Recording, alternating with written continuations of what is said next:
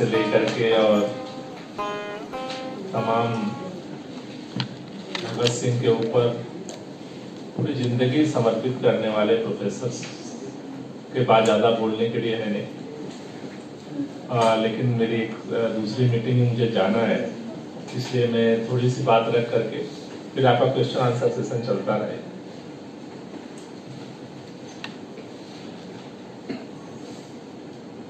भगत सिंह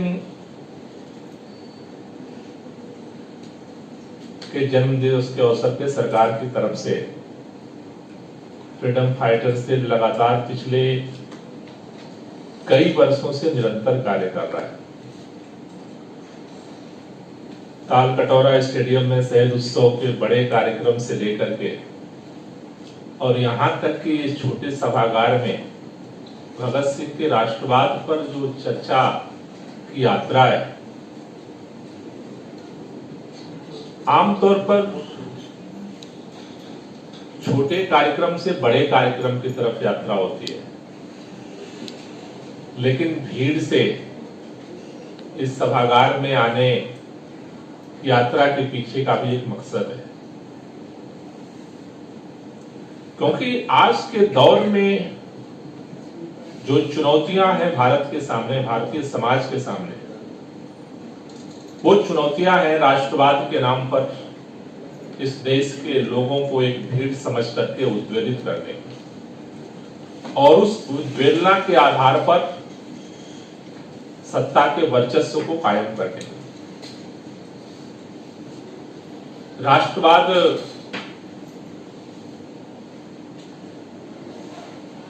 आज मुझे लगता है कि नौजवानों के लिए नया शब्द नहीं है। 24 घंटा प्रचार के जितने भी माध्यम हैं, जितने भी तंत्र हैं, सत्ता के लेकर के और ग्रासरूट तक राष्ट्रवाद की चर्चा हो रही है। रिसर्च स्कॉलर्स को हमने बोलने के लिए इसलिए इनवाइट किया, मुझे लगता है कि जब कोई विचार लोगों के दिमाग पर छाने लगता है, जो इस पूरे भारतीय समाज को, पूरे देश को एक अंधी गली में ले जा रहा है, उसका समाधान का रास्ता विचार से निकलेगा, चिंतन से निकलेगा। किसी भी चीज को दोहराना एक बात है और उस पूंजी के आधार पर नए दौर के नए समाधान को खोजना और प्रस्तुत करना एकदम दूसरी बात है। भारत के सामने राष्ट्रवाद की दो धाराएं हैं, लेकिन आमतौर पर जितने स्कॉलर है, सामान्य जितनी पुस्तकें हैं, राष्ट्रवाद के उदय के रूप में यूरोप के अंदर पैदा हुए राष्ट्रवाद को प्रमुखता से रेखांकित करती है। राष्ट्रवाद का उदय यूरोप के अंदर होता है, जिसमें कोई एक भाषा, एक नस्ल, एक धर्म के आधार पर गोलबंदी और उससे राष्ट्र मजबूत होता है। मैंने जितना अध्ययन करने की कोशिश की, मैंने पहले दिन से इस बात को इतिहास के पन्नों में देखा। दुनिया के अंदर दो तरह का राष्ट्रवाद पहले दिन से पैदा हुआ। एक राष्ट्रवाद वो यूरोप के देशों के अंदर जो दूसरे देशों को गुलाम बनाते हैं। दूसरा राष्ट्रवाद ठीक उसके बरक्स पैदा होता है, गुलाम देशों का राष्ट्रवाद। इसलिए जर्मनी के अंदर जो राष्ट्रवाद पैदा होता है, इंग्लैंड के अंदर जो राष्ट्रवाद पैदा होता है, फ्रांस के अंदर जो राष्ट्रवाद पैदा होता है, इटली के अंदर जो राष्ट्रवाद पैदा होता है, वो राष्ट्रवाद भारत का राष्ट्रवाद नहीं है। क्योंकि जर्मनी के अंदर जब राष्ट्रवाद पैदा होता है तो उसकी मूल थीसिस से नफरत, एक समुदाय के खिलाफ नफरत पैदा करके बहुमत को संगठित करो और संगठन के आधार पे वर्चस्व पैदा करो सत्ता का, उसकी मूल में है नफरत। भारत का राष्ट्रवाद गुलाम देशों का राष्ट्रवाद है। भारत के अंदर जब राष्ट्रवाद का उदय होता है तो भारत गुलाम है। भारत के अंदर विविधता है। भारत के अंदर मुगलों की विरासत है, भारत के अंदर मराठों की विरासत है, भारत के अंदर अलग अलग नवाबों की, अलग अलग राजाओं की, अलग अलग जमींदारों की विरासत है। तो भारत के अंदर अगर 1857 के अंदर राष्ट्रवाद का प्रारंभिक रूप अगर अवतरित होता है, उसकी अनिवार्य शर्त है कि उसे साम्राज्यवाद से लड़ना है, गुलामी के खिलाफ लड़ना है। गुलामी के खिलाफ कोई भी समाज, कोई भी राष्ट्र एकत्रित होकर के लड़ सकता है, और उसकी अनिवार्य शर्त है मोहब्बत। वो जोड़े बगैर राष्ट्रवाद को पैदा नहीं कर सकता। भगत सिंह के राष्ट्रवाद तक भारत पहुंचता है, उसकी बुनियाद 1857 की जंग आजादी में रखी जाती है। वो अपने तरह का है, बहुत लंबे समय तक उसको मूल्यांकन, उसका रेखांकन अलग अलग तरह से, अलग अलग चश्मे से हम करते रहे। जैसे भगत सिंह का मूल्यांकन जो कट्टर दक्षिणपंथी है वो भी कर लेता है, जो वामपंथी है वो भी कर लेता है, जो मध्यम वर्गीय वो भी कर लेता है, उसका भी चिंतन कर लेता है। लेकिन 1857 भारतीय समाज के अंदर एक नए तरह के राष्ट्रवाद के उदय की बुनियाद रखता है,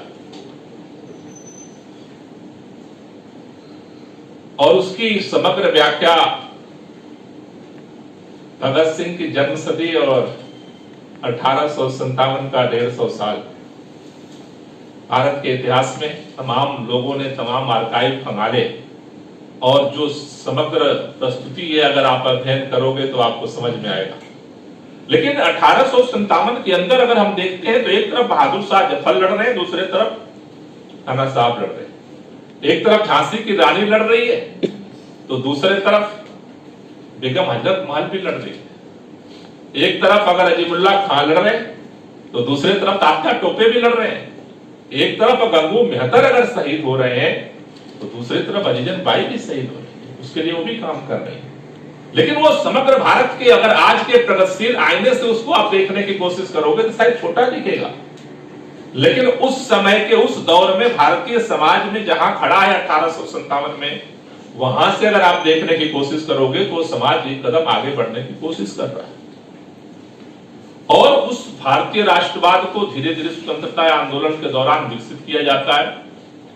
भगत सिंह दुनिया के तमाम अध्ययन से, तमाम समाजों के विकास के क्रम से, समाजवादी क्रांतियों से निचोड़ लेते हुए भारत के अंदर एक राष्ट्रवाद की अपने विचारों के रूप में भी और अपने व्यवहार के रूप में। भगत सिंह एक चिंतक भी है तो सर्वोच्च बलिदान रखने की हिम्मत रखने वाले एक नौजवान है, उसकी कीमत कम नहीं है, क्योंकि आज के दौर में भी चिंतक बहुत सारे, लेकिन इतनी सी भी खरोच नहीं लगनी चाहिए अपनी जिंदगी पर और अपने ऐशो आराम पर। अपने कंफर्ट जोन में चाय की चुस्कियां लेकर के भगत सिंह पर चर्चा करना एक बात है, और हंसते हंसते अपना सब कुछ बलिदान कर देना एकदम दूसरी बात है। इसलिए भगत सिंह के विचार की जितनी कीमत है, बलिदान की भी उससे ज्यादा कीमत है, क्योंकि आज जो दौर है चिंतन की भी डिमांड कर रहा है और उसके लिए सब कुछ न्यौछावर करने की डिमांड कर रहा है, क्योंकि इतिहास अपने दौर के संकट के समय समाधान की मांग करता है, और समाधान प्रस्तुत करने वाला जब तक सब कुछ हाथ हथेली पर लेकर नहीं चलता वो असंभव काम है। इसलिए दो बातें केवल आपके सामने रखना चाहता हूं। एक, दुनिया के अंदर राष्ट्रवाद का उदय यूरोप से नहीं, यूरोप के अंदर गुलाम बनाने वाले देशों के अंदर भी राष्ट्रवाद का उदय हुआ, जो नफरत के आधार पर हुआ, वर्चस्व के लिए हुआ, सत्ता के लिए हुआ। और गुलाम देशों के अंदर जो राष्ट्रवाद का उदय हुआ, आजादी के लिए हुआ, समानता के लिए हुआ, मोहब्बत के आधार पर हुआ। ये बातें रेखांकित करना आज के दौर में बहुत जरूरी है, क्योंकि भारत, दुनिया के अंदर भी ये दौर चल रहा है नए तरह से राष्ट्रवाद को सोचने का, नए तरह से नफरत पैदा करना है, कोई भारत के अंदर नहीं चल रहा। लेकिन भारत के अंदर जो इस तरह का एक रोल मॉडल क्रिएट किया जा रहा है, और उसमें इस बात को कहा जा रहा है कि जो धर्म के आधार पर राष्ट्र खड़ा होगा, वो भारत की समस्त समस्याओं का समाधान प्रस्तुत करेगा, उससे भारत एक सशक्त राष्ट्र बनेगा, भारतीय समाज और भारत के गौरव को पुनर्जीवित किया जाएगा। इसके अलावा कोई रास्ता नहीं है। मैं मानता हूं कि वो रास्ता यूरोप से सीखा हुआ रास्ता है और यूरोप का रोल मॉडल जर्मनी रहा है। जर्मनी के अंदर इस रास्ते पर बढ़ते हुए जर्मनी ने दुनिया के अंदर तमाम विश्व युद्ध के माध्यम से कत्लेआम को जन्म दिया। लोगों का नरसंहार वो रास्ता करता है। जर्मनी दो हिस्सों में डिवाइड करता है और जो उसका नायक होता है, अंततो गत्वा केवल देश नहीं अंधी गली में जाता, नायक भी जाता है और उसको आत्महत्या करनी पड़ती है। उसके अलावा उसके पास कोई रास्ता नहीं। भारत या दुनिया के तमाम देश, तमाम समाज जो आगे बढ़ा है, चाहे वो समाजवादी राष्ट्र हो और चाहे भारत जैसा राष्ट्र हो, खासतौर से भारत जैसे देश में भगत सिंह का जो राष्ट्रवाद है, सबको जोड़ करके अगर चलोगे तो भारत ताकतवर होगा, मोहब्बत के आधार पर ताकतवर होगा। और वो केवल एकता नहीं, संक्षेप में एकता और पार्टिसिपेशन, हिस्सेदारी। इस देश के अंदर हर जाति, धर्म, क्षेत्र, प्रांत, भाषा के लोगों की हिस्सेदारी चाहिए। नेशन बिल्डिंग, राष्ट्र के निर्माण और उसकी मजबूती के लिए यूनिटी चाहिए और पार्टिसिपेशन चाहिए। अगर इस देश की समग्र ऊर्जा को पार्टिसिपेशन का रास्ता नहीं बनता है तो राष्ट्र मजबूत राष्ट्र नहीं बन सकता है, आगे बढ़ने वाला राष्ट्र नहीं बन सकता है। इसलिए अगर आज की तारीख में राष्ट्रवाद का मुकाबला सेकुलरिज्म के आधार पर नहीं हो सकता है, राष्ट्रवाद का मुकाबला राष्ट्रवाद के आधार पर होगा। अगर सावरकर के राष्ट्रवाद के आधार पर भारत को खड़ा करने की कोशिश हो रही है, वो नकारात्मक राष्ट्रवाद है, देश खड़ा नहीं हो सकता। भारत को अगर खड़ा करना है तो भगत सिंह का राष्ट्रवाद चाहिए। इसलिए राष्ट्रवाद पे चर्चा और चिंतन आज जरूरी है, खुल के मैदान में बात करनी होगी। राष्ट्रवाद का मुकाबला सेकुलरिज्म के आधार पर नहीं हो सकता, क्योंकि उसकी अपनी अवधारणा है। देश के सामने, इस देश के अंदर चाहे कोई भी बच्चा हो, हम चर्चा कर रहे थे मैं नास्तिक क्यों, भगत सिंह सरेआम कहते हैं मैं नास्तिक क्यों, लेकिन इस देश का कोई भी व्यक्ति उस पर सवाल नहीं उठा सकता। क्यों नहीं उठा सकता? क्योंकि उसका राष्ट्रवाद इतना स्ट्रॉन्ग राष्ट्रवाद है और सबके साथ लेकर चलने वाला राष्ट्रवाद है। इसलिए जो जातिवाद के खिलाफ लड़ रहा है उसके लिए भगत सिंह अपना है, जो धर्म के विविधों के खिलाफ लड़ रहा है उसका भी भगत सिंह अपना है, जो सर्वोच्च बलिदान की बात करता है उसका भी भगत सिंह अपना है। भगत सिंह एक ऐसा राष्ट्रवाद का निर्माण करते हैं जिस राष्ट्रवाद के आधार पर आज हो या कल भारत बनेगा और वही भारत नए मानवता के लिए और पूरी दुनिया के लिए एक रोल मॉडल बन सकता है। मुझे लगता है, मैं केवल एक ही बात कहना चाहता हूं, खासतौर से अपने नौजवान दोस्तों से, भगत सिंह पे सोचना भी उतना ही जरूरी है जितना भगत सिंह की तरह अपना सब कुछ बलिदान करने के लिए तैयार रखना। कि दोनों रास्ते पर चिंतन के आधार पर हमारे तमाम चिंतक उन तमाम दस्तावेजों को उपलब्ध करने की कोशिश कर रहे हैं जिससे आप भगत सिंह को सही मायने में जान सकें, समग्रता में जान सकें, समग्रता में सोच सकें। समझ किसी को मानने की जरूरत नहीं है, आप एनालाइज करिए। अब इतने सारे तथ्य उपलब्ध है भगत सिंह को लेकर के, इतनी व्यापकता में उपलब्ध है। इसलिए जहां भारत खड़ा है, इस भारत को अगर आगे बढ़ना है तो राष्ट्रवाद के नई चुनौती का समाधान प्रस्तुत करना पड़ेगा। हर समय का एक कंटेम्परेरी समाधान होता है। गुलामी के दौर में आजादी के रास्ते को तय करना उस समय का जवाब था, चाहे वो गांधी हो, चाहे भगत सिंह हो, चाहे सुभाष चंद्र बोस हो, चाहे महात्मा गांधी हो। तमाम धाराओं के लोग जो आजादी को मानते थे वो उसका समाधान प्रस्तुत करने की कोशिश कर रहे थे अपने अपने तरीके से। आज राष्ट्रवाद का चिंतन अगर भारत के अंदर है तो इस बात को धीरे धीरे एक नई पीढ़ी के अंदर आत्मसात कराता जा रहा है। यही राष्ट्रवाद भारत को दुनिया का नंबर 1 राष्ट्र बना सकता है। यही राष्ट्रवाद है जो आपको नई पहचान दिला सकता है। वो राष्ट्रवाद इस भारत को विखंडित कर सकता है। वो राष्ट्रवाद लोगों को मानसिक प्रताड़ना में आत्महत्या के लिए प्रेरित कर सकता है। वो राष्ट्रवाद अंततोगतवाद जो कुछ भी बची खुची पूंजी है इस देश के अंदर फ्रीडम मूवमेंट के बदौलत उसे खत्म कर सकता है। इसलिए भगत सिंह के राष्ट्रवाद को सरेआम चौराहे पर हिम्मत के साथ बात करने की जरूरत है और अपने अंदर उसी हिम्मत के साथ उस पर चलने की जरूरत है।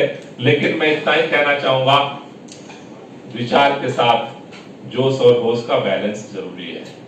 विचार पहले चाहिए, होश नहीं रहेगा तो जोश को विचलित होने में देर नहीं लगती, लेकिन जोश नहीं रहेगा तो होश एसी कमरों के अंदर भी सिमट जाएगा। इसलिए दोनों को बैलेंस करके हम कैसे आगे बढ़े। आप सब लोग अपना कीमती समय निकाल करके आए, अपने विचारों का योगदान दिया। हमें उम्मीद है कि हम ये सिलसिला जारी रखेंगे, क्योंकि ये सिलसिला जारी रखने का वक्त है। तमाम टीचर्स ने, तमाम स्टूडेंट्स जो यहाँ पर आए, यहाँ पर भी तमाम स्टूडेंट्स हैं। हम जरूर कोशिश करेंगे कि और भी स्टूडेंट्स को इसमें जो इस पर सोच रहे हैं, समझ रहे हैं, लिख रहे हैं, वो मौका बने। ज्यादा बोलने का वक्त नहीं है। अभी जिक्र किया था प्रोफेसर चमन लाल ने, एक छोटी सी मेरी किताब है सकारात्मक राष्ट्रवाद, उसकी प्रतियां शायद आपको उपलब्ध हो जाएंगी। अभी उसका नया संस्करण आया है, तो उसको भी आप पढ़ेंगे। कभी फिर हम लोग बैठेंगे और चर्चा करेंगे। जैसा मैंने कहा था, मेरी मीटिंग्स का शेड्यूल थोड़ा सा हम लोग लेट हो गए थे, तो मुझे जाना पड़ेगा। आप सब लोगों का पुनः सादर अभिनंदन, और इसी तरह हम मिलते रहेंगे। यकीन है आपको राख बनाने वालों के लिए राख से फिर आग पैदा होती है। बहुत बहुत शुक्रिया, बहुत बहुत